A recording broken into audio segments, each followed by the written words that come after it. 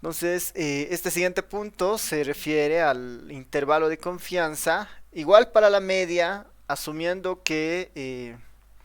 perdón, asumiendo que, es un poquito más arriba, esto, ¿no? Este intervalo de confianza para la media, asumiendo que tenemos muestras menores a 30, ¿no? Asumiendo que tenemos muestras menores a 30, ¿dónde estás? Aquí, perdón, ¿no? Es intervalo de confianza tanto para la media como la diferencia de medias, pero asumiendo que nuestra muestra es pequeña, ¿no? Es inferior a 30. Y bueno, vamos a asumir también que la varianza es desconocida, ¿no? Lo de la varianza desconocida es lo más habitual, ¿no? Es raro que en un estudio lo tengamos, ¿no? Del mismo estudio como tal, porque si no, no sería necesario hacer ese estudio.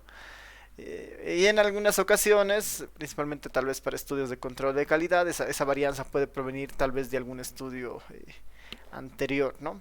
Pero en general, nuestros supuestos en este punto es que la varianza es desconocida y la otra característica es que la muestra es menor a 30, ¿no?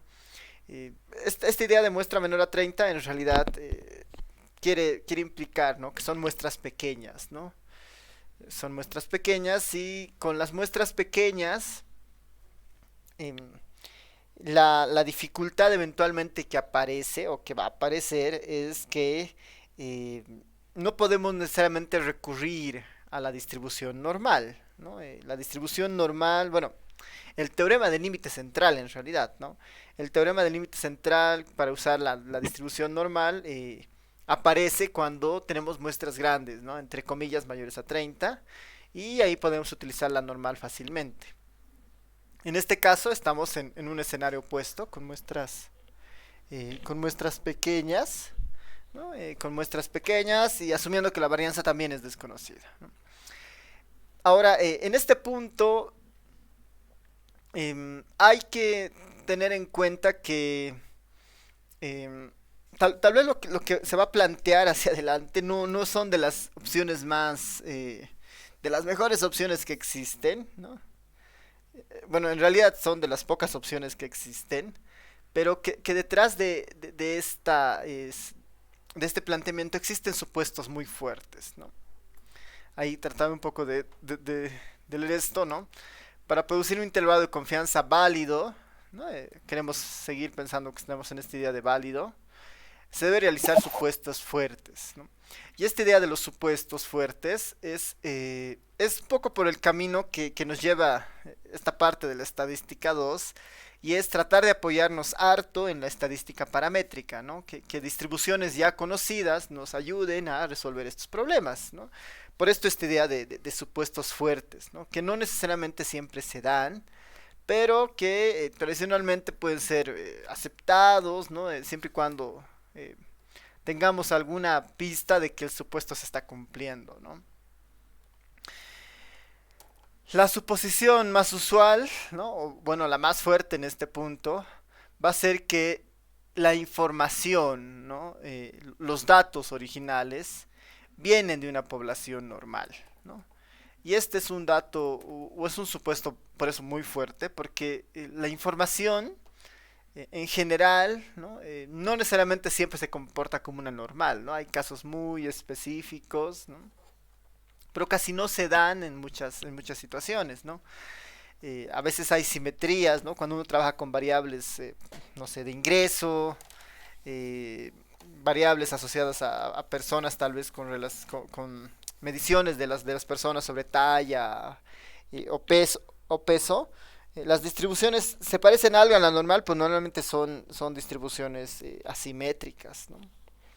Por eso este es un supuesto fuerte, ¿no? Vamos a asumir que los datos originales se distribuyen o se comportan como una normal, ¿no?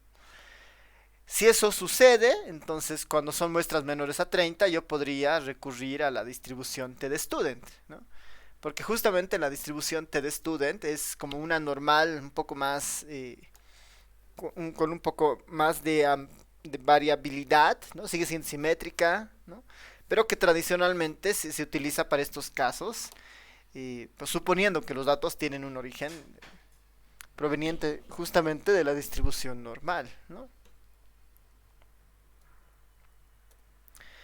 Entonces, si nosotros aceptamos ese supuesto, ¿no? Si nosotros aceptamos ese supuesto, todo va a ser un poco más sencillo, digamos, ¿no? Pero hay que estar consciente de que el supuesto existe, ¿no?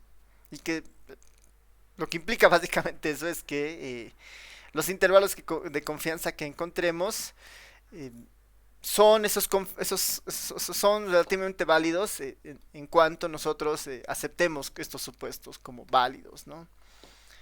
Que ahí la idea de validar ya es otro proceso normalmente que se ve en otras materias como la estadística no paramétrica, ¿no? Ahí hay muchos elementos para validar ese tipo de situaciones, ¿no? En nuestro caso vamos a suponer que eso es cierto, ¿no? Que los datos son normales, por lo tanto puedo utilizar la distribución T de student, ¿no?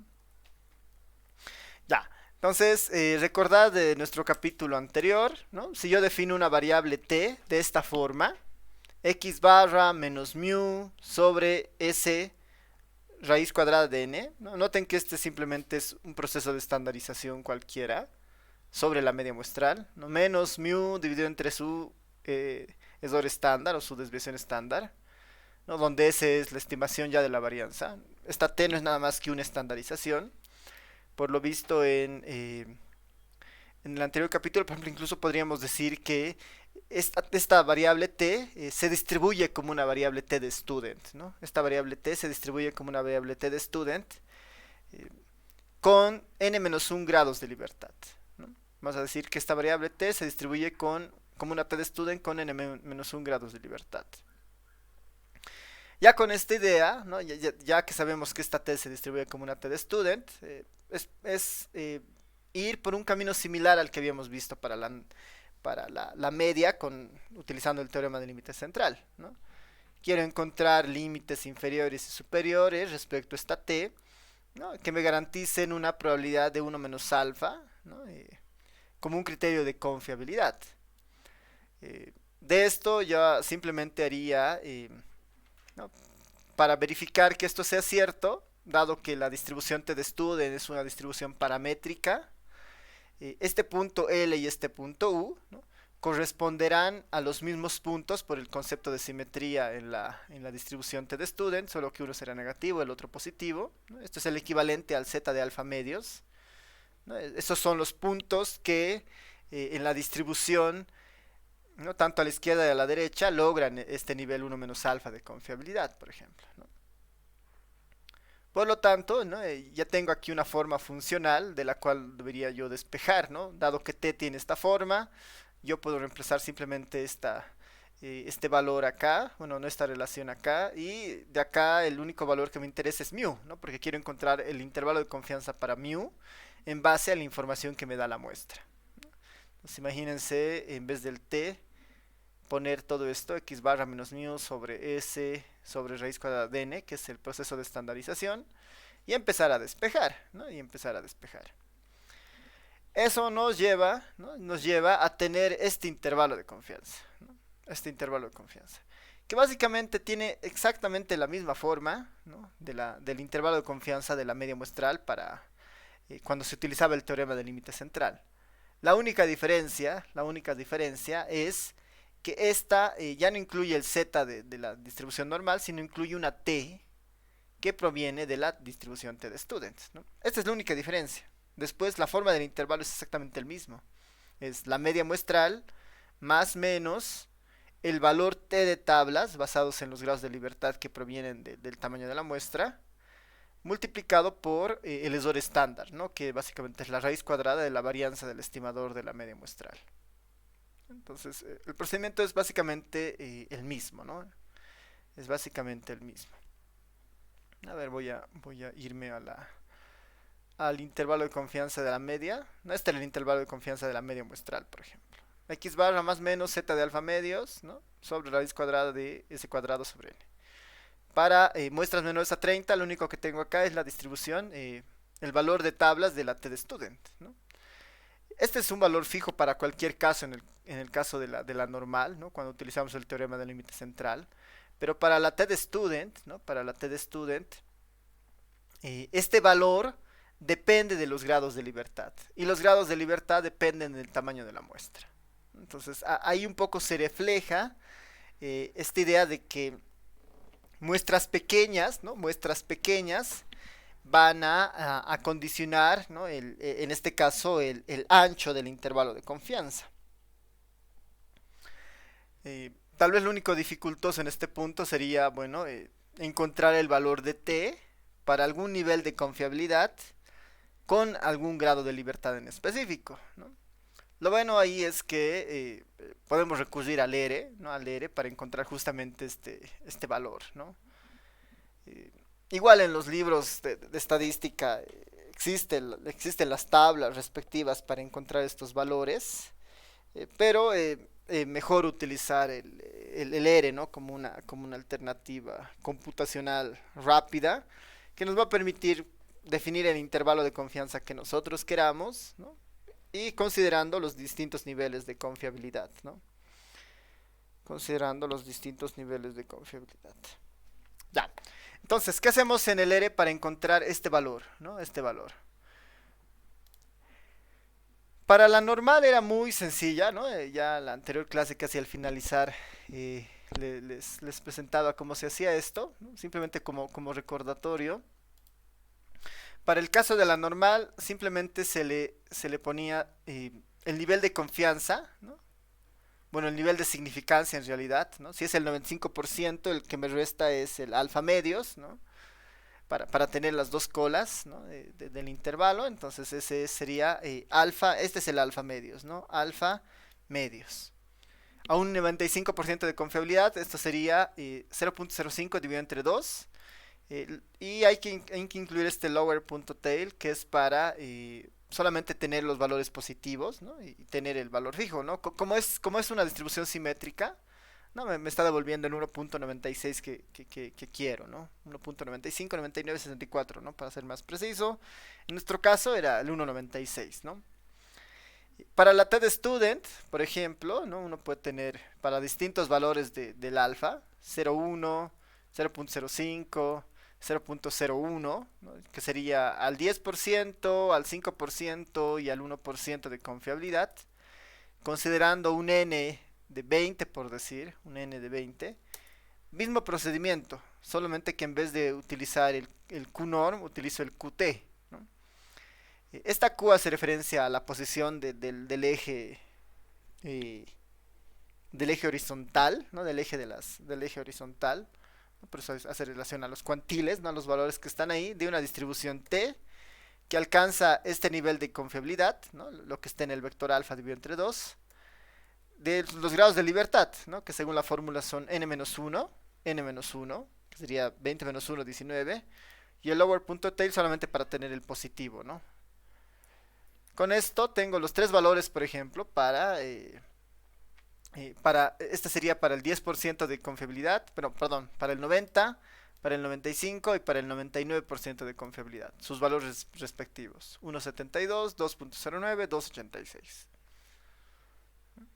Este es para un n igual a 20, para estos tres niveles, por ejemplo, ¿no? Entonces, cuando ya tengamos un ejercicio y queramos definir este t, lo único que deberíamos utilizar es este comando qt, ¿no? Para obtener el valor, ¿no? Más cercano, ¿no? Esa es la idea, ¿no? Ser lo más preciso posible.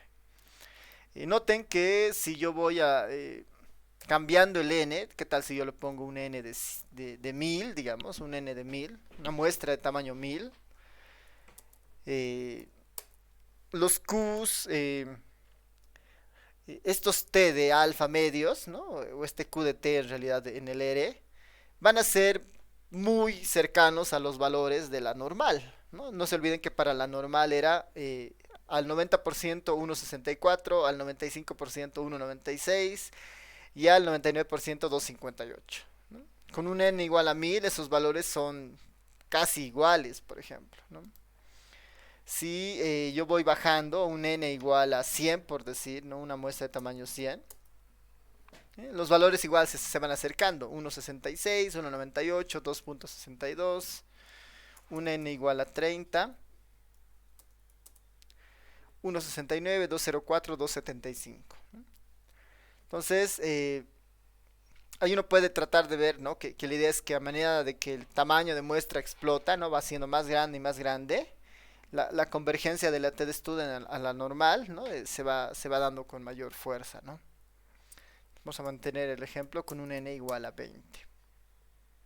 Simplemente sería hacer esto, ¿no? Simplemente sería hacer esto.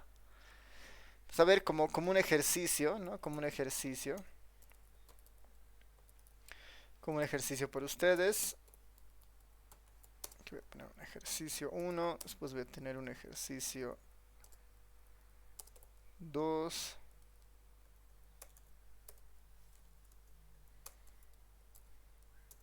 Ya. Como un ejercicio 1 para ustedes, ¿no? Se tienen, ¿no? Se tienen los datos, los siguientes, se tienen las siguientes edades de una muestra de 15 personas, ¿no? Se tienen las siguientes edades de una muestra de 15 personas, de un grupo de universitarios de último año, ¿no? Universitarios egresados, ¿no? Se tienen las siguientes edades de una muestra de 15 años, de 15 personas de un grupo de universitarios egresados de la carrera de informática, digamos, ¿no? Informática. Se pide construir, ¿no? Se pide construir un intervalo o intervalos de confianza para la media de la edad, ¿no? Se pide construir intervalos de confianza para la media de edad al 95% de confiabilidad, al 95 y 98% de confiabilidad.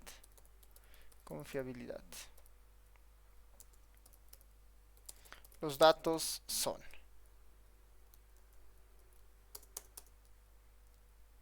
vamos a imaginar que tenemos un grupo de 15 personas con sus respectivas edades. A ver, tal vez para hacerlo un poquito más chiquito, entonces 10 personas, ¿no? Se tienen las siguientes edades de una muestra de 10 personas de un grupo de universitarios egresados de la carrera de informática. Se pide construir intervalos de confianza para la media de edad al 95 y 98% de confiabilidad. Y los datos son los siguientes. Vamos a simular esos datos. Nuestra muestra son de 10 personas.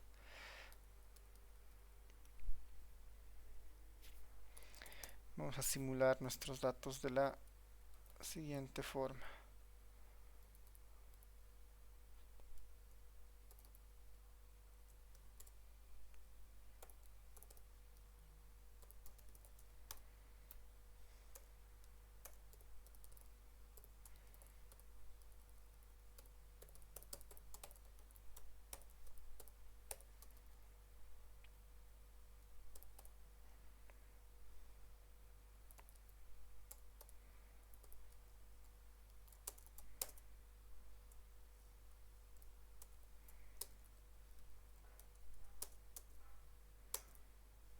Ya está. Ya, entonces a ver, voy a dejarle el enunciado acá y voy a dejarle los datos ahí, ¿no? Bueno, creo que está un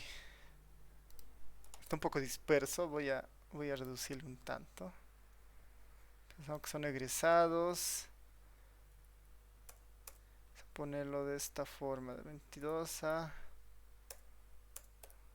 30 años, ya. Ahora sí, perdón. Ya, ahí digamos, ¿no? Igual son datos simulados, son 10 datitos. Construir el intervalo de confianza al 95 y 98% de confiabilidad. Tienen la forma del intervalo de confianza, ya tienen los datos, ¿no? Les voy a dar unos 5 minutos para que puedan construir el intervalo de confianza para este caso. 2:39 hasta las 2:44. Cuando lo tengan lo pueden poner en el chat, ¿no? Para verificarlo, y después lo hacemos conmigo también. Adelante.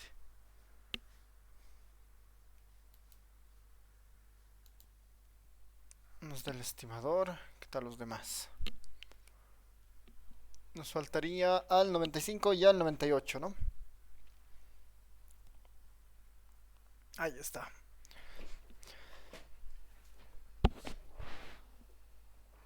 A ver, esto es relativamente sencillo. Bueno, hacerlo en el software, ¿no? Igual aprovechando que todavía estamos en esta modalidad, entonces es mejor aprovechar el software. Eventualmente, ¿no? Eventualmente si estuviéramos en lo presencial, por ejemplo, ¿no? En un examen, entonces ahí, digamos, yo les voy a pasar, ¿no? Algunos de los datos que necesiten, por ejemplo, no sé si requerirían algún cálculo muy específico, ¿no? De estos valores. Si no, es recurrir también a las tablas que están en los textos, que a veces incluso no son del todo precisas, ¿no? Bueno, o tienen sus limitaciones, digamos, ¿no? Tienen sus limitaciones eh, basadas un poco tal vez en el tamaño, ¿no? Basados en la especificación de la significancia, ¿no? Depende mucho de las tablas que uno utilice, ¿no? Eh, Tal vez lo único que va a variar de esto, por ejemplo, necesitamos la varianza, necesitamos el valor de la T de student de tablas, ¿no? Que es esta T de alfa, y el valor de la media, ¿no? Después creo que tenemos todo. Eh, Como estos son nuestros 10 datos, ¿no? Este X son nuestros 10 datos. Lo primero que necesitamos es la media, dice, ¿no? Ahí está la media de los 10 numeritos. 26.1. A eso dice que más menos el valor de tablas, ¿no? Pues ahorita vamos a ver cómo hacemos el más menos, el valor de tablas. Por lo que habíamos visto, bastaría con tener esto, ¿no? El Q de T. El Q de T de alfa de n-1, por ejemplo, ¿no? Podemos ir definiendo nuestros valores para que todo sea más automático. Nuestra n era básicamente de 10. Ah, bueno, n ya está definida ahí arriba, ¿no? N vale 10. Aquí está. N vale 10. ¿No? N vale 10. El alfa, ¿no? Podemos trabajar con dos alfas, ¿no? El primer alfa va a ser nuestro de 95, ¿no? Que equivaldría a 0.05. ¿No? El alfa, perdón, a un nivel de 95% de confiabilidad, el alfa vale 0.05, ¿no? Alfa medio, n-1, sería 2.26, ¿no? Este va a ser nuestro, voy a poner a 95, ¿no? Nuestro alfa, un 95% de confiabilidad, ¿no? Nuestro valor de tablas, o nuestro t mejor, nuestro t de 95. Y el otro t que necesito es el t para el 98, ¿no? Para el 98% de confiabilidad, el alfa va a valer 0.02. Medios, n-1, exactamente lo mismo. Y este va a ser t de 98, ¿no? T de 98. Ya tengo el t de 95, el t de 98, la media. Lo único que necesito hacer ahora para los intervalos, pensemos que este va a ser para el 95%. Debería ser la media de x. Más menos, eso lo puedo hacer con este vector, c de menos 1,1 para tener los dos lados. Multiplicado por el t de 95, multiplicado por la raíz cuadrada. Por la raíz cuadrada de la varianza de los datos. Esta es la varianza muestral finalmente, ¿no? La varianza muestral de los datos sobre n. La varianza muestral en el R es simplemente var, ¿no? Var de x dividido entre n. Y ya está. Este debería ser nuestro intervalo, ¿no? La media de x más menos el valor de tablas multiplicado por la raíz cuadrada del error estándar, que es lo mismo la varianza de la muestra o la varianza muestral sobre n, ¿no? Y el intervalo de confianza al 95% es este, ¿no? 24,77,5 al 27,42,55. Este para el 95% de confiabilidad. Y si trabajamos para el 98%, mismo, solamente que aquí el valor de t cambiaría, ¿no? T sería t de 98. Y este es el intervalo de confianza al 98% de confiabilidad, ¿no? 24.44 al 27.75. Siempre mientras más confiabilidad exijamos, el intervalo se va a abrir, ¿no? Va a ser mucho más ancho. Como en este caso, ¿no? Para el 95 es de 24,7, mientras que para el 98 inicia en 24,4, ¿no? Y casi 3 puntos decimales que más ancho, ¿no? A la izquierda y a la derecha debería ser este de 98% de confiabilidad. Ok, bueno, básicamente es ese nuestro ejercicio. Como ven es bastante sencillo, ¿no? Es cuestión de... es bien mecánico, ¿no? Es bien mecánico pensando que ya tenemos nuestra fórmula, ¿no? Lo que sí hay que tener cuidado en este tipo de ejercicios que vamos a ir viendo hacia adelante, ¿no? Y más que todo para el examen, ¿no? Cuando veamos el examen para esta parte, es identificar el intervalo correcto dada la información, ¿no? Dada la información. Se tienen las siguientes edades de una muestra de 10 personas, de un grupo de universitarios egresados de la carrera de informática. Para empezar es una muestra pequeña, 10 personas. Se puede construir intervalos de confianza para la media de la edad, ¿no? Segunda información, el estimador es la media, ¿no? Y bueno, después los valores de confiabilidad, 95 y 98% de confiabilidad, ¿no? Ahora, no está de más, ¿no? No está de más aclarar en este caso, ¿no? No está de más aclarar en este caso que aquí en la solución, no está de más que pongamos, ¿no? Asumiendo, ¿no? Asumiendo que los datos provienen, ¿no? Que los datos provienen de una distribución normal, ¿no? Distribución normal, ¿no? Solución, asumiendo que los datos provienen de una distribución normal. Vamos a... Estoy escribiendo, esto lo vamos a poner así de forma implícita más adelante, pero es bueno en este primer ejercicio poner esto, diciendo que, bueno, dado que voy a usar la TED-Student como un mecanismo para tener mi intervalo de confianza, el supuesto que está detrás de esto para usar la TED-Student es que los datos originales se comporten como una normal, ¿no? Por eso, ¿no? Para la solución, para usar la TED-Student, estoy asumiendo que los datos originales, ¿no? Los datos completos, provienen de una distribución normal. Es bueno aclarar eso, ¿no? Es bueno aclarar eso porque es el supuesto que está por detrás de esto, ¿no? Es el supuesto que está por detrás. Ya. Bueno, después existen otros ejercicios, ¿no? Supongo que se tiene el dato de 15 personas sobre sus ingresos mensuales. Estos datos provienen de una muestra aleatoria. Calcular estimador de la media, intervalos de confianza al 95 y al 98%. Bien parecido a lo que hemos hecho ahora, ¿no? De la misma forma, ¿no? Tal vez un poco más corto, ¿no? Pensamos que nosotros hemos definido varias cosas. Ya. Entonces, este eran nuestros intervalos de confianza, pensando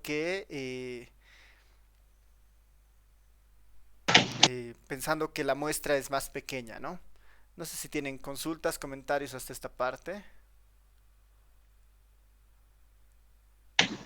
Licenciado, en el ejercicio 1, cuando usted pone el código run, ¿es aleatorio esos datos? Ah, ya, sí, esa es buena pregunta. Sí, en realidad, estos 10 numeritos que me he generado son aleatorios, sí, ¿no? Ahora es bien importante mencionar que si ustedes corren, digamos, solamente voy a correrlo otra vez esta línea. Si lo corren, a ver, perdón, o sea, se ha puesto un poco lento, ahora sí. Voy a correr solamente esa línea y voy a decirle que me muestre. Van a ver que son otros números a los anteriores. Para que eso se mantenga, siempre hay que poner antes de que corra el número aleatorio, hay que hacer correr este setSit, ¿no? Que lo he puesto aquí arribita. Y eso más que todo para mantener los mismos números, ¿no? Eso va a hacer que los números que nosotros observemos siempre sean los mismos, ¿no? Siempre sean los mismos, ¿no? O sea, han mantenido 27, 26, 26, 25, 26, ¿no? A los primeros. Eso es bien importante, ¿no? Porque eso, tal vez, digamos, eso genera alguna variación después, ¿no? El set seed es para generar una semilla y los números generados sean los mismos para todos, ¿no? Para mí y para ustedes, ¿no? Siempre y cuando pongamos la misma semilla, ¿no? En mi caso la semilla era la hora en la que se han generado estos números, ¿no?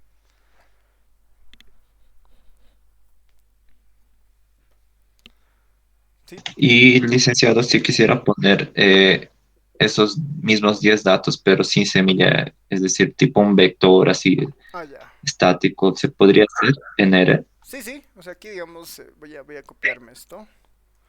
Lo único que deberías hacer es...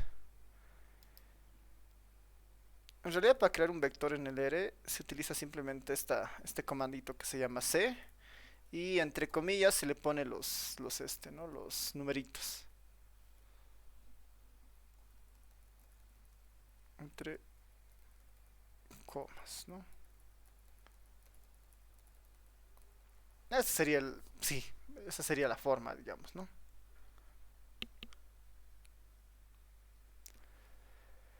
Se lo voy a poner como comentario, ¿no? Pero finalmente ese sí, ¿no? Esa sería la forma para crear un vector, en este caso, de esos 10 elementos, ¿no? Ya. ¿Alguna consulta más?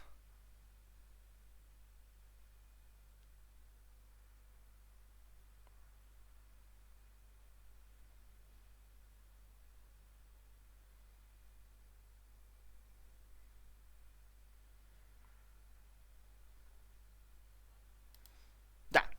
Entonces, continuemos. El siguiente caso para esto es la diferencia de medias, ¿no? La diferencia de medias, igual, imaginando que tenemos muestras menores a 30, ¿no?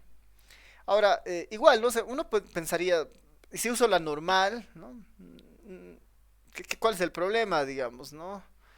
Y en realidad es, a veces igual incluso subjetivo, ¿no? Porque la misma TED Student tiene un supuesto muy fuerte, ¿no? Mientras el teorema del límite central es pues casi, funciona muy bien con cualquier muestra así de 20 o más o de 30 o más, ¿no? Incluso utilizar directamente la normal parecería más limpio que utilizar la TED Student u otras, ¿no? Pero no, las recomendaciones muchas veces de los textos, ¿no? Es utilizar la TED Student, ¿no? En estos casos.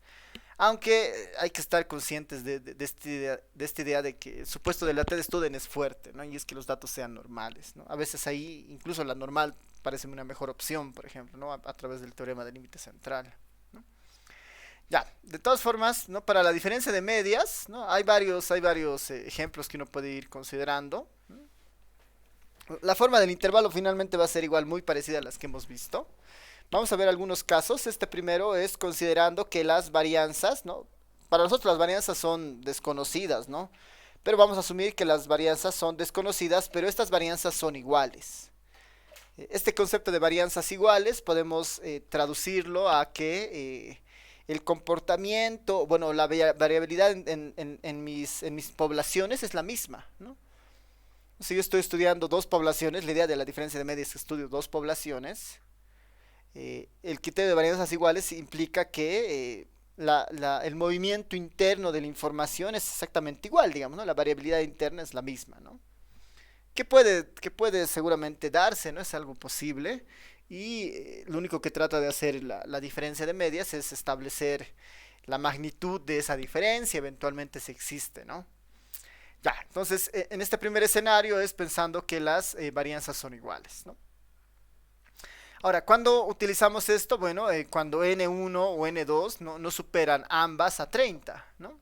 Estamos en ese escenario, ¿no? Cuando alguna de las dos no supera 30, tal vez el mejor esquema es utilizar una TD Student, ¿no? Si una supera, la otra no, igual TD Student. Si ambas no superan, igual TD Student, ¿no? Esa es un poco la idea en esta parte, ¿no? Eh, Finalmente, la diferencia de medias es otra media, ¿no? Es como un promedio, ¿no? Es como, básicamente es eso. Y si recurrimos al mismo procedimiento, ¿no? que hemos ido viendo para lo normal o para el anterior punto, ¿no? El intervalo de confianza para la diferencia de medias con tamaños de muestra inferiores a 30 tendría esta forma, ¿no? Está el estimador de la diferencia de medias, x barra 1 menos x barra 2, más el elemento proveniente de la distribución de student, ¿no? Que esta tiene casi la misma forma, salvo que los intervalos de confianza, perdón, los grados de libertad son los que se modifican, ¿no? T de alfa medios, coma, sus grados de libertad son la suma de las muestras, ¿no? De la población 1 a la población 2 menos 2. Esa es la única variación, bueno, casi la única variación, multiplicado por todo este elemento que hace relación al error relativo, ¿no? Al error estándar, perdón, al error estándar de la diferencia de medias, que tiene un componente SP, ¿no? Un SP, ahorita vamos a ver qué forma tiene este, multiplicado por la raíz cuadrada de n1 más n2, ¿no? Como las varianzas son iguales, ¿no? Como las varianzas son iguales, es imaginarte que este SP al cuadrado está acá, SP cuadrado sobre n menos 1, SP cuadrado sobre n2, ¿no? Es un poco esa idea, pero como son iguales, pues yo puedo factorizar esa varianza y sacarla fuera de la raíz, ¿no? Y es esta SP. Ahora, por qué tiene esta forma esta SP? ¿No? Bueno, ¿qué forma tiene esta SP en realidad? Tiene, no, su elemento elevado al cuadrado tiene esta forma, ¿no? Que no es nada más que una especie de media ponderada, ¿no? Es una especie de media ponderada de las varianzas de la población 1, y la población 2, ¿no?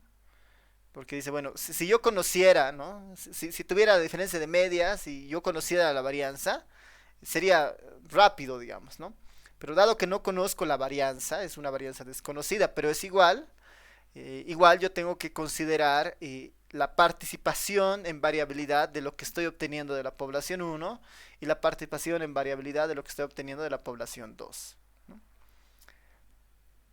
Básicamente es eso. Una manera de verlo esto incluso más fácilmente, ¿no? Una manera más fácil de ver esto es S1 al cuadrado, que es la sumatoria de las xi menos x barra al cuadrado sobre n1 menos 1, ¿no? Ese es básicamente el S12, es como la sumatoria de las distancias al cuadrado sobre n1 menos 1, ¿no? Lo único que está variando en esta ecuación es como el numerador. El numerador simplemente son la sumatoria de la sumatoria de todas las distancias al promedio elevadas al cuadrado. Eso es lo único que está en el numerador, ¿no? Si es que un poco desdoblan las ecuaciones, eso es lo que está en el numerador. Mientras que en el denominador es, bueno, n1 más n2 menos 2, ¿no? O sea, hay un rezago de dos unidades pensando que se tienen dos poblaciones también, ¿no? Entonces, hay esta construcción de esta SP que trata de capturar un poco la participación de ambas varianzas de las poblaciones para tener una especie de varianza ponderada, ¿no? Al aporte de cada población, ¿no? Esto en el supuesto de que las varianzas son iguales, ¿no? En el supuesto de que las varianzas son iguales. En el supuesto de que las varianzas no sean iguales, ¿no? En el supuesto de que las varianzas no sean iguales, varianzas no iguales, que incluso tal vez este es el tema más general, digamos, porque es raro suponer que las varianzas también son iguales, a menos que la población sea la misma y solamente se esté explorando una característica que divide a la población de interés, digamos, ¿no? Todos los estudiantes de la materia, ¿no? Uno puede suponer que si yo divido por hombre y mujer, tal vez la varianza se mantiene igual, ¿no? Entonces es un criterio a veces muy rebuscado, tal vez, ¿no? Por eso este es tal vez más genérico, ¿no? Cuando las varianzas no son iguales. En ese escenario es más sencillo incluso la fórmula de la diferencia de medias, ¿no? Está el estimador x barra 1 menos x barra 2 más el valor de tablas, ¿no? El valor de tablas. Aquí lo más complicado es en realidad el valor de tablas, el B, que tiene una forma un poco más extensa. El valor de los grados de libertad. Y bueno, la forma del error estándar, ¿no? Que es este componente, o del margen de error también. Bueno, del error estándar en realidad, no del margen de error. El margen de error es todo esto, este es el error estándar, ¿no? Es la varianza muestral de la población 1 sobre su tamaño de muestra más la varianza de la población 2 sobre su tamaño de muestra. Acá la dificultad más fuerte es construir el B, ¿no? Que son los grados de libertad. Y esos grados de libertad tienen esta forma, ¿no? Esos grados de libertad tienen un poco esta forma.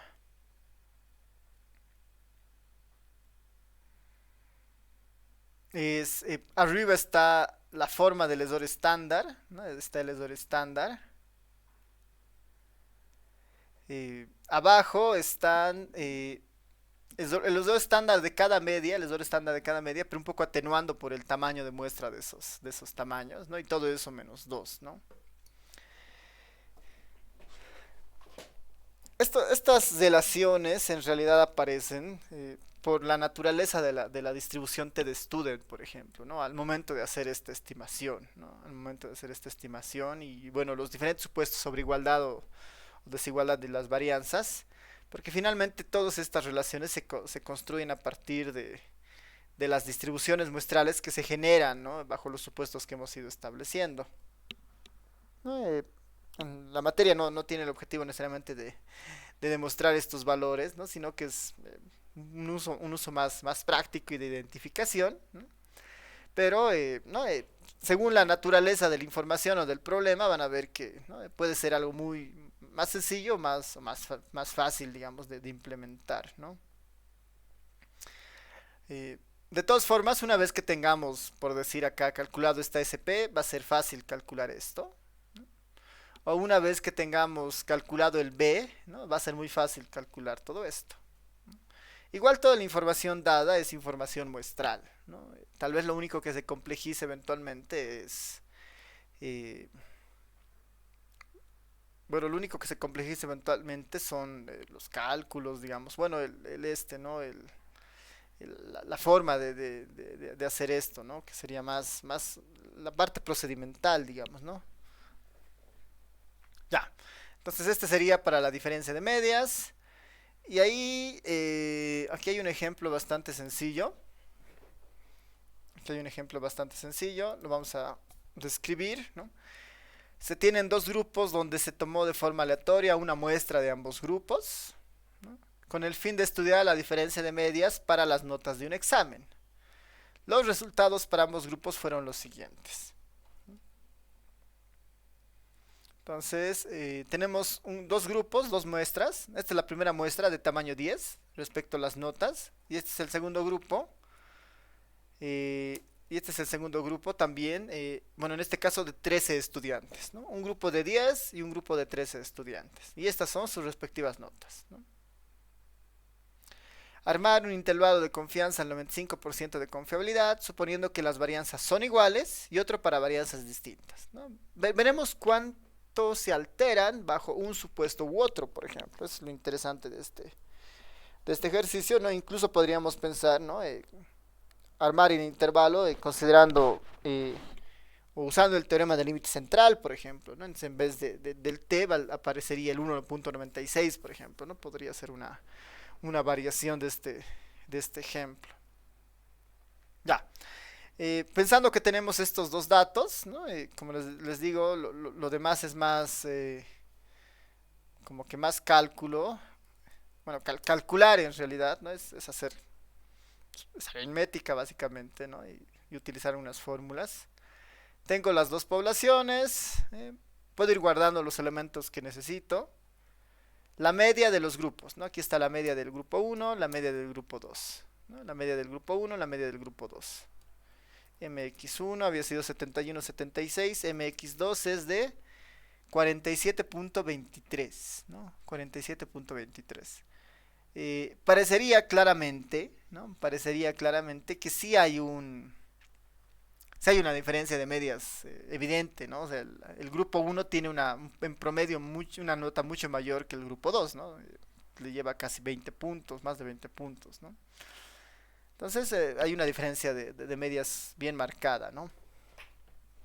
Las medias muestrales, ¿no? Las S cuadrado, ¿no? Para el grupo 1 simplemente sería bar de x1 utilizando el R o bar de x2 para la segunda varianza muestral, ¿no? Las calculadoras científicas hasta aquí sin problema me van a devolver esto, ¿no? Siempre son capaces de guardar varianzas de hasta dos poblaciones, ¿no?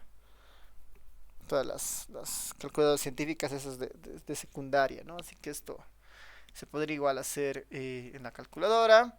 Los tamaños de muestra, 10 para la población 1 y 13 para la población 2. ¿No? ¿Cuál sería nuestro estimador puntual? ¿No? El estimador puntual sería la diferencia simple de las medias muestrales, ¿no? 71,6 menos 47,23. Ese sería nuestro estimador puntual, que en este caso es de 24,36, ¿no? El grupo 1 le supera en 24,36 puntos al grupo 2. 24,37 puntos al grupo 2. Ya. Si trabajamos con las varianzas iguales, ¿no? Si trabajamos con el concepto de varianzas iguales, lo más complicado de trabajar va a ser el S cuadrado P, ¿no? Que es este, el S cuadrado P. Eh, Después todo va a ser muy sencillo, digamos, ¿no? Una vez que tenga el S cuadrado P, lo único que necesito es el T de tablas, que es el T de alfa medios, N1 más N2 menos 2, ¿no? Entonces, en este caso, el intervalo de confianza sería muy sencillo. Para el valor de tabla, al 95% de confiabilidad, eh, sería este, ¿no? Q de T de 0,025, o si ustedes prefieren 0,05 medios, ¿no? El alfa medios, de sus grados de libertad. Cuando son varianzas iguales, los grados de libertad son bastante sencillos. N1 más N2 menos 2. Y bueno, el lower punto tail para tenerlo, el valor en positivo, ¿no? Y este valor en tablas había sido de 2,07, ¿no? 2,07. El SP, ¿no? El S cuadrado P, es como una media ponderada, ¿no? Que era N1 menos 1 por la varianza muestral de la población 1. N2 menos 1 por la varianza muestral de la población 2. Todo esto dividido entre N1 más N2 menos 2. Este sería nuestro S2P. Ese sería nuestro S2P. Que en este caso este alcanza los 646. ¿No? Es un valor relativamente alto. Y bueno, finalmente el intervalo de confianza, ¿no? El intervalo de confianza, siguiendo nuestra notación anterior, está la diferencia de medias, la media 1 menos la media 2, más menos, en este de acá, más menos, el valor de tablas, el TA1, que estaba aquí arriba, multiplicado por la raíz cuadrada del S2P, que es la raíz cuadrada del S2P, multiplicado por la raíz cuadrada de 1 más N1 más 1, perdón, la raíz cuadrada de 1 sobre N1 más 1 sobre N2, ¿no? Que es esta parte de acá. Perdón, esta parte de acá. No es esta parte de acá. Ya, eso es simplemente hacer los cálculos respectivos y esto sería... ahí tenemos el intervalo de confianza, ¿no? Es un intervalo de confianza muy grande, ¿no? Es muy grande, ¿no? La diferencia de medias entre la población 1 y la población 2 es de 2,13 a 46,6, ¿no? Es un intervalo de confianza muy grande, ¿no? Porque estamos diciendo que la ventaja que tiene el grupo 1 respecto al grupo 2 puede ser de 2 puntos, como también puede ser de 46 puntos, ¿no? Esa distancia, ¿no? No es lo mejor, pero esto suele suceder cuando tenemos justamente eh, muy poca muestra, ¿no? Muy poca muestra, y además la muestra que tenemos es muy volátil, ¿no? Es muy volátil. En este caso, si ven los datos de X1 o de X2, sí son poblaciones relativamente volátiles, ¿no? No hay mucha estabilidad. 20, ¿no? Valor más pequeño, el valor más grande, 99. ¿No? No hay una concentración necesariamente en algún número, ¿no? Y tampoco en la población 2, ¿no? 16, 23, 22, ¿no? Todo se mueve del 16 hasta el 81. No hay un patrón donde los datos estén aglomerando, ¿no? Y eso hace pues, que nuestro intervalo de confianza normalmente sea así de amplio, ¿no? Eso para las varianzas iguales. Eso para las varianzas iguales. Tal vez en este punto, ¿no?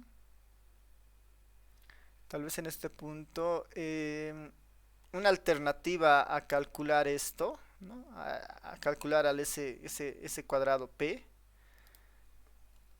un artificio, podría ser el siguiente, ¿no? Tengo esos dos vectores, los voy a A ver, los voy a unir en un solo vector, el x1 y el x2, ¿no? Toda la información en un solo vector. Ese vector yo le voy a llamar xx, ¿no? Lo que quiero es acercarme al s cuadrado p, ¿no? Este 646 de una manera más fácil, ¿no? Más fácil que hacer todo esto, ¿no?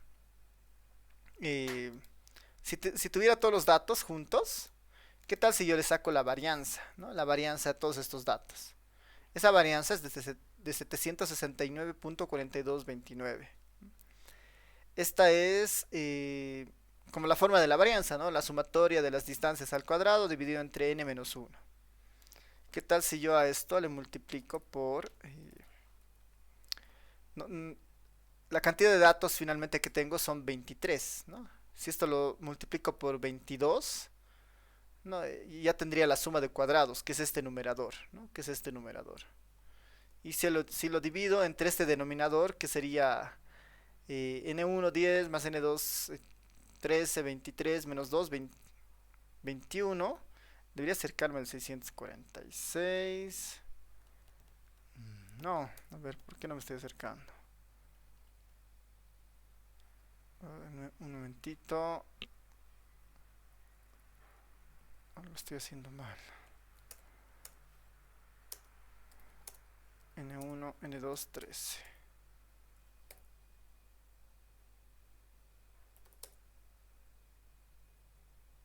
Ese valor debería ser exactamente igual a N1 menos 1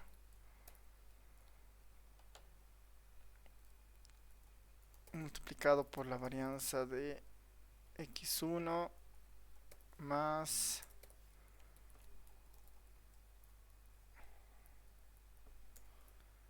n2 varianza de x2.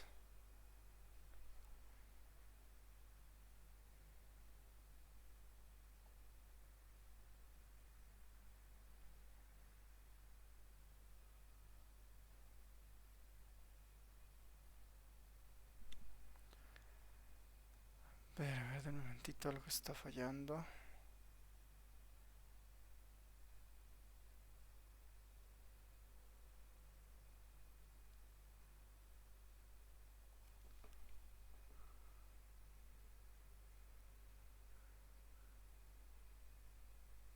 Ah, ya, está bien, es mi culpa.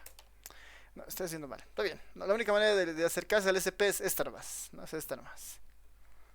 Porque esta varianza, en realidad, esta varianza de acá es la distancia sobre el promedio de la población 1 y esta es la distancia sobre la varianza, sobre el promedio de la población 2, ¿no? Así que esto nunca van a ser iguales estas dos. No, sí, mi culpa, estaba pensando que se podía simplificar este cálculo un poco. Ya, no está bien. Entonces, en el caso del R, ya volviendo a nuestro ejemplo, ¿no? Para las varianzas iguales, ¿no? Lo más complicado sería calcular el S2P, que ya lo tenemos, ¿no? Y con las varianzas desiguales, ¿no? Con las varianzas desiguales, básicamente casi ya tenemos todo. Lo único difícil eventualmente sería calcular el B, ¿no? Sería calcular el B. El B está compuesto de varios, básicamente de las varianzas muestrales, ¿no? Varianza muestral, que esta es como la varianza de la media de la población 1, la varianza de la media de la población 2. Si lo vemos en términos del R, ¿no? Está aquí la varianza de la población 1 más la varianza de la población, bueno, la varianza de la muestra, ¿no? La varianza de la media de la población 1 más la varianza de la media de la población 2. Todo eso elevado al cuadrado, ¿no? Este componente es este de acá. Todo eso dividido entre, igual, esas varianzas al cuadrado dividido entre n1 más 1, ¿no? Esas varianzas al cuadrado dividido entre n1 más 1, más lo mismo para la población 2, ¿no? La varianza de la media de la población 2 dividido entre 2 menos 1 y todo este elemento, ¿no? Todo esto menos 2, ¿no? Ese valor, ¿no? Ese valor es igual a b, y esa b es 19.88, ¿no? 19.88. Cuando las varianzas son iguales, los grados de libertad simplemente son, en este caso, 23 menos 2, ¿no? Que es 21, ¿no? Noten que hay esa pequeña variación, ¿no? 19.88. Ya con eso puedo ver el valor de tablas, ¿no? El valor de tablas. Y esto, por ejemplo, ya no se podría hacer con las tablas que están en los textos, ¿no? Porque este valor es muy específico, ¿no? Es 19.88 el valor de los grados de libertad. Y eso no existe en los libros, ¿no? Normalmente en los textos los grados de libertad son valores enteros, ¿no? Pero en este caso es un valor eh, no continuo, ¿no? Es un valor con decimales. Es un valor con decimales, entonces le digo, ¿no? A un nivel de 0.05, ¿no? Alfa medios, 0.5, alfa medios, B grados de libertad, ¿cuál será el valor de tablas, ¿no? En este caso TA2 es igual a 2.08. El valor del TA1 era 2.0796, ¿no? Noten que igual, ¿no? Es muy parecido los valores, ¿no? Hay un cambio al segundo decimal recién. Y bueno, nuestro intervalo de confianza en este caso sería la diferencia de las medias, ¿no? Ahí está mx1 menos x2, más menos el valor de tablas basados en los b grados de libertad por la raíz cuadrada de la varianza de la población, la varianza muestral, ¿no? La varianza de la media de la población 1 más la varianza de la media de la población 2. Y este valor bueno, este intervalo es de 1.66 a 47.07. Un poco largo, ¿no? Bueno, estos ejercicios, pero podemos comparar el intervalo de confianza suponiendo varianzas iguales, el intervalo de confianza suponiendo varianzas distintas. Mismo nivel de confiabilidad. Para las varianzas distintas, ¿no? Para las varianzas distintas, al parecer el ancho del intervalo de confianza es un tanto más grande, ¿no? Para las varianzas distintas el estimado es un tanto más, el intervalo de confianza es un tanto más grande. Es que tiene que tiene justamente esa relación, ¿no? Ya. Eh, ya tenemos nuestros casos ya para muestras pequeñas. Otra variación, ¿no? Otra variación en esta línea de los intervalos de confianza basados en diferencias de medias. Estas son diferencias de medias suponiendo poblaciones distintas, ¿no? Puedo comparar grupos de hombres versus grupos de mujeres, ¿no? No sé, por decir grupos de personas mayores de 40 años con grupos de personas con datos de personas menores a 40 años, ¿no? Es finalmente para comparar poblaciones necesariamente tal vez distintas, ¿no? Basadas en alguna característica. Sin embargo, existe otro tipo de diferencias de medias que están más relacionadas a tratar de ver la diferencia de medias de una misma población, pero en distintos momentos del tiempo. En distintos momentos del tiempo. Por ejemplo, ¿no? ¿Qué tal si el examen, el segundo parcial, por ejemplo, son también sobre 30 puntos? Yo quisiera ver si es que ha existido una variación o un cambio en el promedio de notas de las personas del parcial 2 respecto al promedio de notas del parcial 1. Ahí, por ejemplo, es un caso típico de muestras pareadas que se llaman, o de datos pareados. Cuando de una misma unidad, de una misma unidad de interés, tengo mediciones en periodos distintos. ¿No? Tengo la nota de su parcial 1, nota de su parcial 2, ¿no? O si no, digamos, en una población, yo puedo yo puedo seguir a las personas respecto a sus ingresos mensuales, digamos, ¿no? Cuál ha sido su ingreso en el mes de enero, cuál ha sido su ingreso en el mes de febrero, cuál ha sido su ingreso en el mes de marzo, ¿no? Y así puedo tener mediciones mensuales de un mismo sujeto, ¿no? A eso podemos entenderlo como datos pareados, ¿no? Es que se tiene mediciones de la misma variable eventualmente en en diferentes momentos distintos del tiempo. En este caso vamos a asumir que al menos estamos observando dos, ¿no? Al menos vamos a observar dos momentos distintos en el tiempo de un grupo de personas, de de personas de interés, ¿no? Estos n pares que le vamos a llamar, ¿no? Entonces, para eso vamos a ver lo que son los intervalos de confianza para la diferencia de medias, ¿no? Para la diferencia de medias de datos pareados. Diferencia de medias de datos pareados. La idea de estos datos pareados nuevamente es que mismas personas con observaciones en al menos dos distintos puntos del tiempo. En general, un poco para entrar en la notación, supongamos que los datos constan de n pares, ¿no? N pares. Es decir, tenemos, por ejemplo, para el individuo 1, tenemos dos mediciones en dos puntos distintos del tiempo. Para el individuo 2 también sus dos mediciones distintas en el tiempo. También así hasta el individuo enésimo, ¿no? Tenemos esas dos mediciones en el tiempo. Esto normalmente sucede cuando tenemos estas dos mediciones. A veces también se llaman datos de panel, ¿no? Datos de panel, estos datos de pareados. Y nosotros estamos interesados pues en conocer si ha habido un cambio de un punto del tiempo a otro, ¿no? Entonces nuestro interés en el fondo es como conocer o entender la diferencia, ¿no? La diferencia que ha existido de un momento a otro, ¿no? Para cada individuo, ¿no?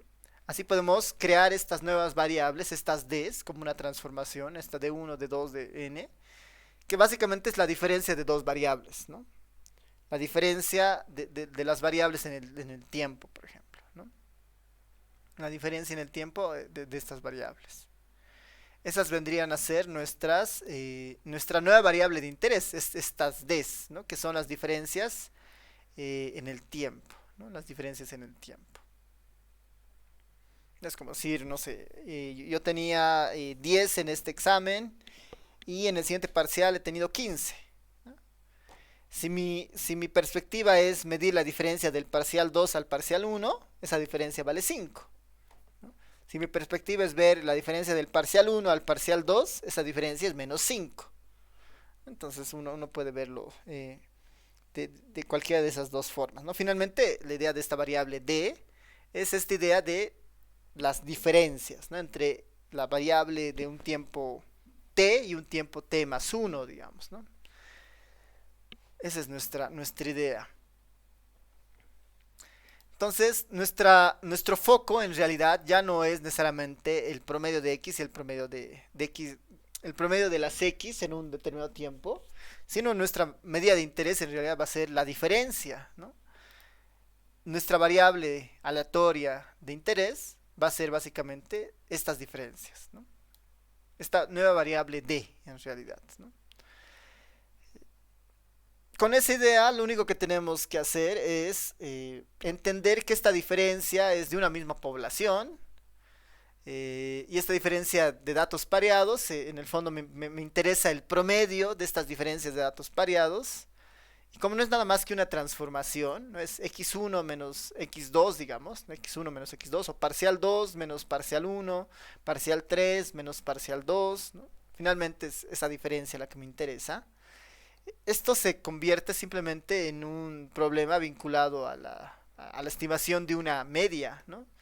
A la estimación de una media, pero es la estimación de una media de diferencias, ¿no? La estimación de una media de diferencias.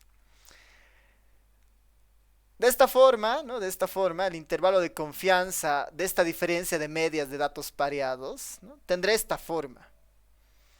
Que en el fondo no es nada más que exactamente la misma fórmula, ¿no? Exactamente la misma fórmula que teníamos para la media, para la media muestral con datos pequeños, ¿no? Exactamente la misma fórmula.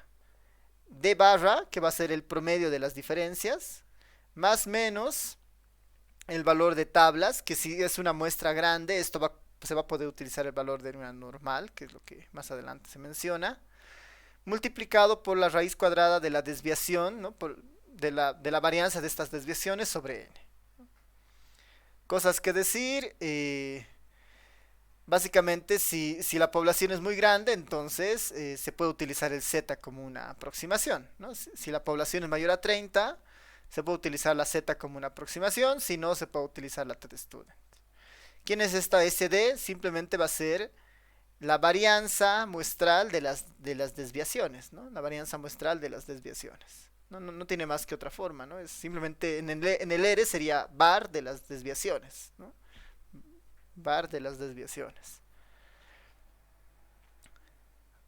Para ejemplificar esto, ¿no? Bien sencillo, ¿no? Se tiene la nota de los parciales de una muestra de 12 estudiantes.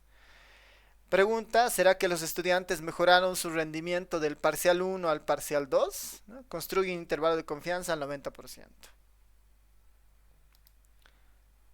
Entonces, para entender más o menos cómo se ve una base de datos pareada, una base de datos de ese estilo tiene esta forma.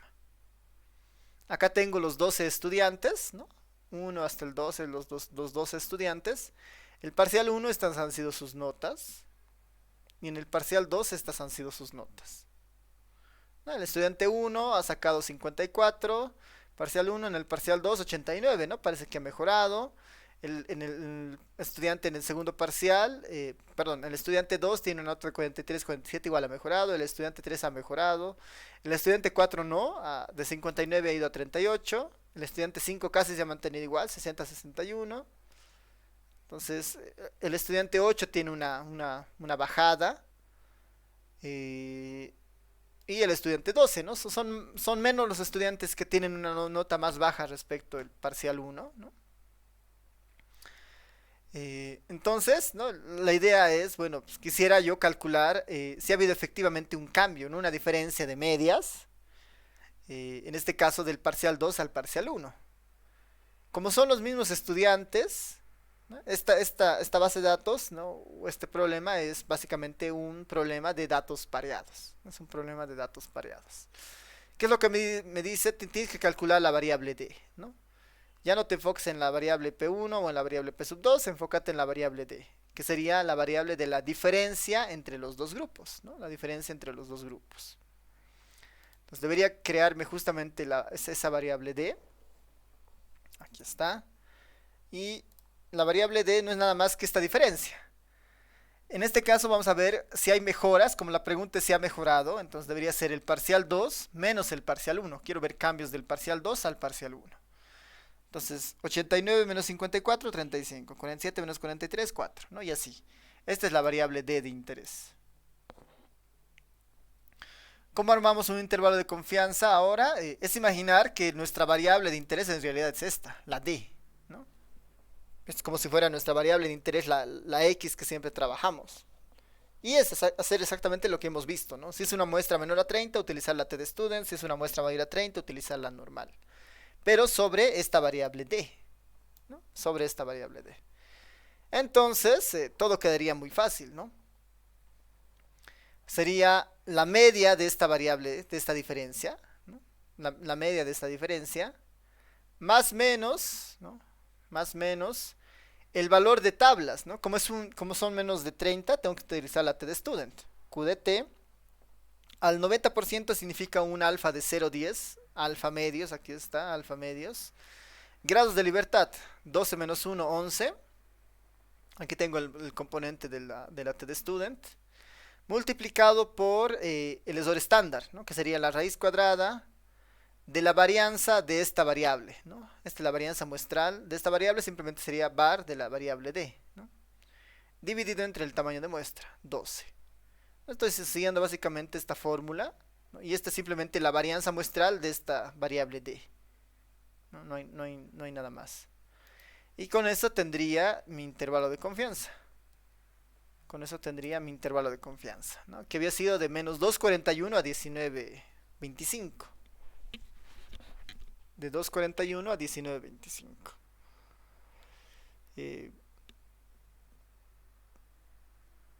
La estimación puntual, ¿no? La estimación puntual, ¿no? Si uno ve la media del parcial 1 menos la media del parcial 2, es 8,41, ¿no?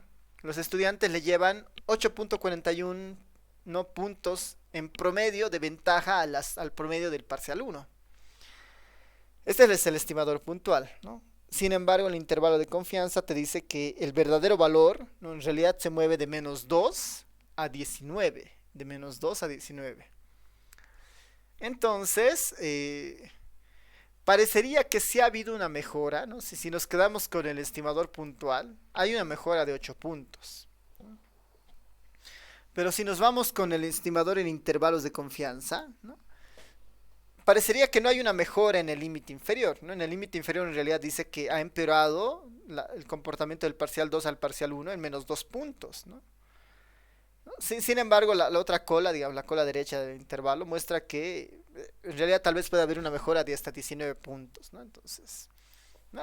Es el intervalo de confianza, tiene esa relación, ¿no? Te da un panorama un poco más amplio de dónde se puede estar moviendo el verdadero valor. Te dice, bueno, en realidad tal vez hay una desmejora, ¿no? De 2 puntos, o hay una mejora de hasta 20 puntos casi, ¿no? Hasta 19 puntos. Tal vez es una limitación justamente de la cantidad de datos, ¿no? Como son pocos datos, el intervalo de confianza igual es un poco amplio, ¿no? Es un poco amplio. ¿Qué tal si, por ejemplo, tuviéramos más información, ¿no? ¿Qué tal si ahora tuviera una muestra de 100 estudiantes, por ejemplo, ¿no? ¿Qué tal si tuviera una muestra de 100 estudiantes y ya no de 12? ¿No? Tal vez tengo una muestra de 100 estudiantes y quisiera ver un poco su comportamiento en los datos pareados, ¿no? Sería la misma idea, ¿no? Tengo mis 100 estudiantes con sus notas del parcial 1, sus notas del parcial 2, ¿no? Y quisiera ver la diferencia de medias de estos dos. Puedo ver su estimador puntual en este caso, en este segundo caso. En el primer parcial se han sacado 60 puntos, en el segundo parcial se han sacado igual, casi lo mismo, 60.08. ¿No? Están muy, muy, muy cercanos. La diferencia de media parecería que hay una reducción del parcial 2 al parcial 1, ¿no? De 0.19 puntos. ¿No? De 0.19 puntos. ¿Qué tal si hacemos un intervalo de confianza para verificar qué tan fuerte es esta diferencia? Entonces, la misma idea, ¿no? Calculo la variable D, ¿no? Calculo la variable D para cada uno de los estudiantes, ¿no? Cada uno de los estudiantes tiene su variable D, que es la diferencia del parcial 2 al parcial 1. Como es una muestra mayor a 30, yo ya puedo utilizar la distribución normal, ¿no? Ya puedo utilizar la distribución normal. Entonces, para ello, lo único que tendría que hacer es calcular un intervalo de confianza como si fuera la normal. La media de la variable D más menos el valor de tablas de la normal, ¿no? Que en este caso esto va a ser 1.64, ¿no? Lo pongo ahí para hacer un poco más tener más precisión. Y lo mismo, ¿no? La raíz cuadrada de la varianza de la media, que es la varianza muestral sobre el tamaño de muestra, que es este. En este caso el intervalo de confianza me dice que es entre menos 3.46 y 3.08. ¿No? Igual como en el caso anterior, no hay completa certeza de una mejora, ¿no? Porque el cero que está incluido en el intervalo de confianza. Si el cero está incluido en el intervalo de confianza, el cero es una posibilidad al 95% de confiabilidad, ¿no? Es una posibilidad que el cero exista. Y el cero no es mejora, ¿no? Lo mismo que pasaba en el anterior caso. En el anterior caso teníamos un intervalo de confianza de menos 2.41 a 19. El cero igual está incluido en este intervalo, ¿no? Por lo tanto, el cero también es probable, ¿no? También es posible que ocurra. En ambos casos, por ejemplo, no tendríamos una seguridad, una certeza así completa de que ha habido una mejora, ¿no? Si utilizamos a los intervalos de confianza como criterio, ¿no? No habría una seguridad de que hay una mejora de un parcial al otro, ¿no? Tampoco hay evidencia de una desmejora, ¿no? Estamos más, es probable que haya ocurrido ambos, ¿no? ¿Cómo se soluciona eso? Con más muestra, ¿no? Con más muestra deberíamos tener mayor precisión en nuestro juicio, ¿no? En nuestra evidencia estadística.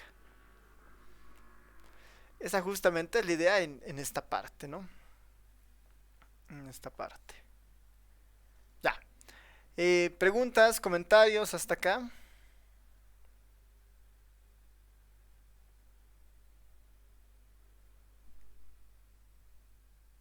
Nada.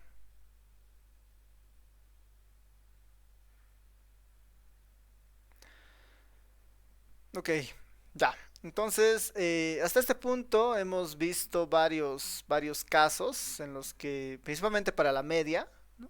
Varianza conocida, desconocida, muestras mayores a 30, menos a 30, medias simples, diferencia de medias. Lo que nos restan son básicamente estudiar una, dos, tres, cuatro tipos de estimadores más, ¿no? Cuatro tipos de estimadores más en términos de sus intervalos de confianza, que son las proporciones, que en el fondo es básicamente lo mismo que la media, la diferencia de proporciones, ¿no? Igualito que la diferencia de medias va a ser. De esto, como en el caso inicial, vamos a poder derivar una fórmula del tamaño de muestra para proporciones después. Ahí tenemos dos estimadores, proporciones, diferencia de proporciones. Después vamos a ver la varianza, ¿no? Cómo estimar intervalos de confianza para la varianza. Ahí va a aparecer la chi cuadrado, ¿no? Para proporciones y diferencia de proporciones va a ser casi lo mismo. Es normal y t student según el tamaño de la muestra. Tal vez ahí lo más habitual es la normal incluso, digamos, ¿no? Como un uso más común. Mientras que para la varianza va a aparecer la chi cuadrado, la estimación de la varianza, y otra medida de interés va a ser la estimación del cociente de varianzas de dos poblaciones. Un intervalo de confianza para el cociente de varianzas de dos poblaciones, ¿no? Para tratar de suponer o si es que dos poblaciones tienen una variabilidad similar, ¿no? Y en esos casos vamos a tener que recurrir a la distribución de Fisher, ¿no? Y ya con eso, ¿no? Ya con esos cuatro puntos, cubrimos los intervalos de confianza, ¿no? Cubrimos todos los intervalos de confianza. Así que, bueno, como ven, nos falta este tanto un poco de avance en los apuntes para ir mirando esto. Y ya entrar al último tema de avance de la materia, que son las pruebas de hipótesis, ¿no? Simplemente como adelanto de lo que vamos a ir viendo en el capítulo siguiente, ¿no? Yo creo que este tema lo vamos a terminar entre la siguiente clase y la subsiguiente a más tardar, ¿no? Y después nos vamos a concentrar, vamos a entrar de lleno al último capítulo de la materia. Este capítulo y el siguiente, en términos de fórmulas, van a ver que son muy parecidas, ¿no? Muy parecidas, ¿no? Una prueba de hipótesis básicamente va a considerar que si el valor de la hipótesis cae en el intervalo de confianza, entonces todo va bien, pero si no cae, entonces tenemos que rechazar una hipótesis planteada, ¿no? Entonces, por eso hay una conexión muy fuerte entre los intervalos de confianza y las pruebas de hipótesis. Así que muchas cosas de las que estamos viendo las vamos a volver casi a repetir en el capítulo siguiente, ¿no? Ya, así que, a ver, más bien para no cortar bueno, de hecho, iniciar mejor el avance del siguiente miércoles, ¿no? El siguiente miércoles empezaríamos con este intervalo de confianza para proporciones. Eh, Hay algunas cosas nomás que mencionar, después hay algunos ejemplos. Después se explora, ¿no? Justamente la idea de los tamaños de muestra, ¿no? Para las proporciones. Y después tenemos diferencia de proporciones y ya después nos entramos a varianzas y cocientes de varianzas. Y con eso terminamos. Y así que yo asumo que esto lo vamos a ver en la clase del día miércoles y así terminamos la clase de hoy. No sé si tienen comentarios, consultas. Sí, dice, Adelante. tengo una consulta. El parcial, segundo parcial va a ser el 1 de junio.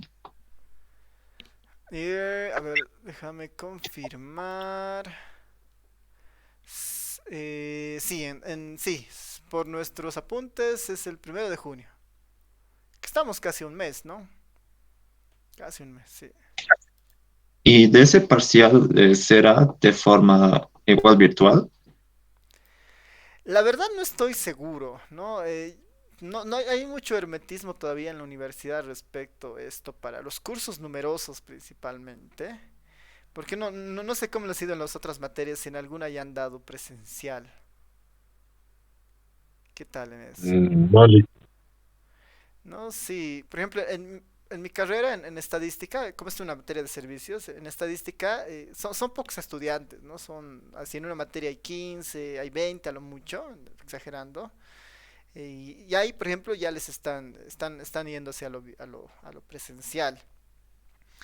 en lo virtual, ¿no? Dependiendo el acceso, por ejemplo, a los pabellones, que son los más grandes por un tema de bioseguridad y buena ventilación, eso sería lo más adecuado, ¿no? Y hasta que eso se pueda garantizar, es un riesgo tanto para ustedes como para los profesores, ¿no? Entonces, yo estoy tal vez casi seguro que eso se va a mantener hasta que esas condiciones no mejoren, ¿no? Y es muy probable que sea también virtual, es muy probable que sea virtual. Pero veremos, por lo menos no hay todavía así alguna instrucción, ¿no? Una instrucción obligatoria, ¿no? Sí hay, ¿no? Se recomienda, ¿no? Que sean presenciales en la medida de lo posible, ¿no? Pero en este caso todavía no, creo que dada la cantidad de estudiantes es medio complicado, ¿no? Hay que ver, digamos, ¿no? Tal vez para el examen final hay menos, ¿no? Siempre hay abandonos, ¿no? Casi en estas materias de estadística, casi el 40% abandona estas materias, ¿no? Entonces, tal vez para el examen final sí se pueda ver de alguna forma de hacerlo presencial, ¿no? Mantendremos virtual, y por favor. Ya, vamos a ver, depende, o sea, de mí toda la voluntad para que sea virtual, sí, digamos, pero igual tener los mecanismos como para controlar varias cosas, pues depende, ¿no? Depende que diga la facultad o su carrera, ¿no? Pero por el momento está abierto a que sea virtual, ¿no? Hay que esperar qué dicen las autoridades. Ya, ¿alguna consulta más, tal vez? ¿Comentario? Ya. Entonces vamos a terminar acá y nos vemos el día miércoles. Por si acaso ya he subido las sesiones de las anteriores clases. Sí, estaba pendiente creo que 4 videos, pero ya están todos en el canal. Esta y la del miércoles la voy a subir el fin de semana, por favor. ¿No? Así porque estoy con algunas actividades y no me va a dar tiempo todavía para subirla. Pero ya para el fin de semana van a tener esta y la sesión del miércoles en el canal. Listo, nos vemos. Nos vemos. Chao a Hasta todos, luego, Liz. todas. Chao, chao. Hasta luego, Luis. Luego, Lick. Nos vemos. Chao, chao. Hola, licenciado.